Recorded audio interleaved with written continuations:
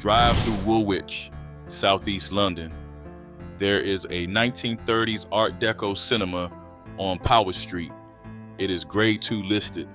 It used to show films. Then it was a bingo hall. Now on Sunday mornings, it fills with 5,000 worshipers singing in Yoruba and English. It is not the only one. Across the road, another former cinema, another packed congregation.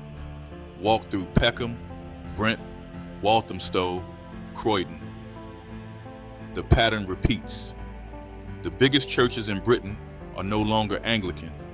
They are Nigerian. How did this happen? For 200 years, the story of Christianity ran one way. British missionaries sailed from Liverpool to Lagos. They built schools. They translated Bibles into Yoruba and Igbo. They told an entire continent that the gospel was a gift from the West. That story has now reversed. The mission field is sending the missionaries, and it is targeting Britain. Let's start with the numbers.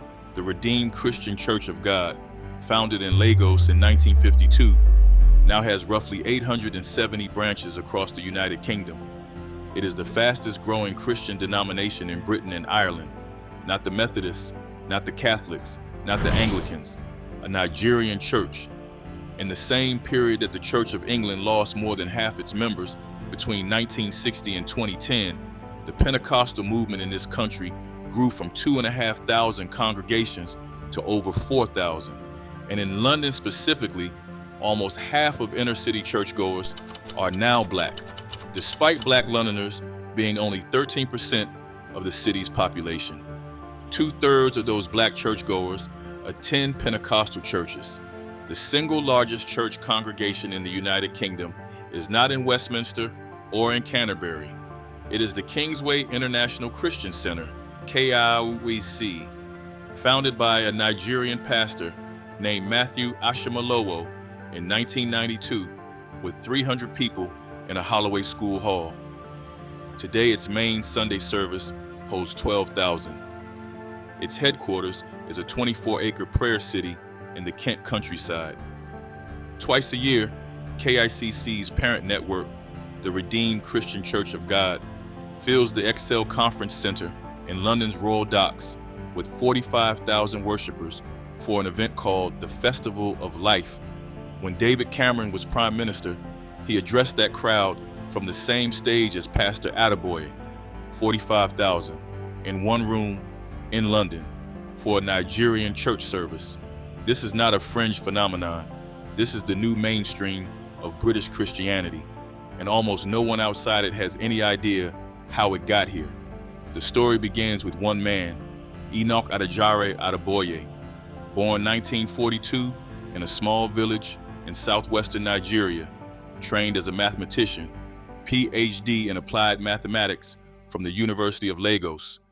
He was a university lecturer when he was converted in 1973 by an elderly Yoruba pastor called Josiah Akindayomi. When Akindayomi died, Adeboye took over the church. It had 39 parishes. He began doing something Akindayomi had never done. He began preaching in English. He began emphasizing prosperity. He began planting branches outside Yoruba towns, outside Nigeria, outside Africa. By 1988, 4 Nigerian students living in North London had started meeting in a flat in Islington to pray. That was the first RCCG parish in Britain. Today, there are 870. This is not just church planting. This is a doctrine. It has a name. They call it reverse mission. The theologians put it bluntly. The gospel is being repaid to the nations that sent it. The missionizing powers, Britain especially, are now considered themselves the mission field because Britain has, in the language of the new movement, lost its faith. Adeboye said it himself, quote, "Christianity came to us in Africa from Britain. The implication is unmistakable. Now we are bringing it back. The numbers back the theology. Pew Research Center found that in the decade between 2010 and 2020, self-identified Christians in the United Kingdom fell from 62% of the population to 49%. Across the same decade, sub-Saharan Africa overtook Europe as the largest reservoir of Christians on earth. So, when a Nigerian pastor in Lagos looks at Britain, he does not see the center of the Christian world. He sees a country that is post-Christian, empty churches, aging congregations, cathedrals turned into climbing walls. He sees a mission field, and he sends pastors. But there's another side to this story, and the channel that does not tell you about it is doing you a disservice. The money. In the Redeemed Christian Church of God, the tithe is mandatory. 10% of your gross income, before tax, before rent, before food. The teaching is that failure to tithe attracts spiritual curses on your finances. On top of the tithe come offerings, first fruits, seed giving, sacrificial giving, building funds, Festival of Life registration. KICC in 2011 was investigated by the British Charity Commission. The commission found, in its words, serious misconduct and mismanagement. £384,000 in unauthorized payments to the founder and his wife, an £80,000 car, a £13,000 Florida timeshare paid for on a charity card, a £120,000 birthday celebration. Pastor Ashimolowo was ordered to repay £200,000.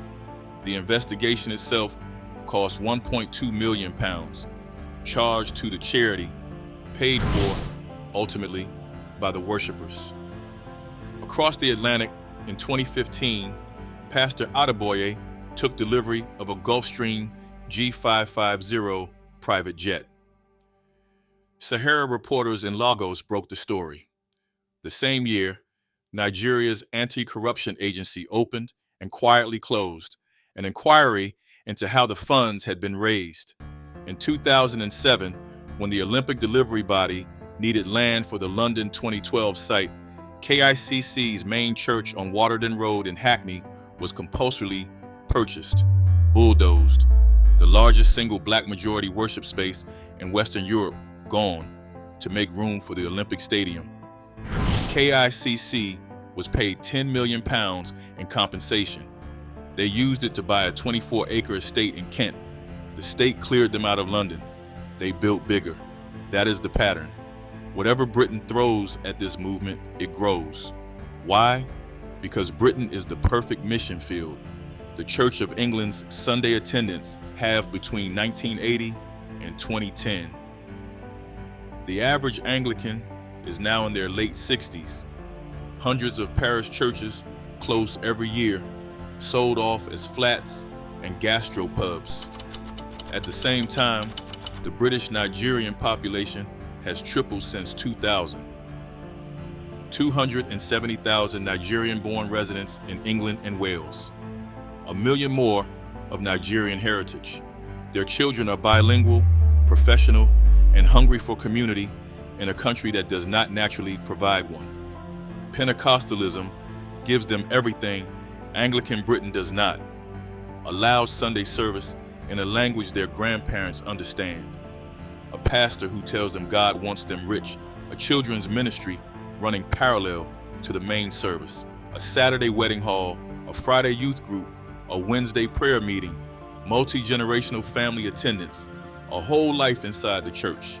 If the Church of England is a museum, the Redeemed Christian Church of God is a startup. Britain emptied, the Nigerians moved in. So the next time you walk past a converted cinema in Woolwich or a packed coach on the M25 carrying worshipers to Excel or a megachurch sign on a Holloway warehouse, you are not looking at a curiosity. You are looking at the most successful religious counter-mission in modern British history. The empire that sent the missionaries is being missionized back.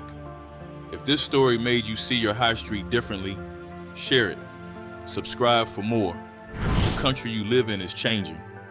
The least you can do is understand how.